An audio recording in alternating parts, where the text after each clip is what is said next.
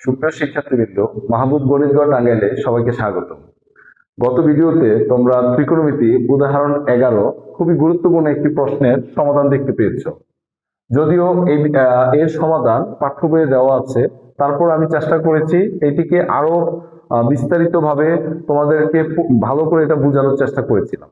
তো এই প্রশ্নটা বা এই উত্তরটা যদি তুমি ভালো করে বুঝে থাকো, এটার মতো করে তুমি একটা অঙ্ক বাসায় প্র্যাকটিস করবে। এই প্রশ্নটা হচ্ছে এরকম: টেনের পরিবর্তে যদি এখানে আসে কট ধরো থিটা প্লাস সাইনের পরিবর্তে আসলো কস থিটা এবং তাদের মান হচ্ছে এন,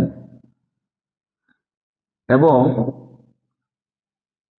কট থিটা মাইনাস কস থিটা তার মান হচ্ছে এন হলে প্রমাণ করো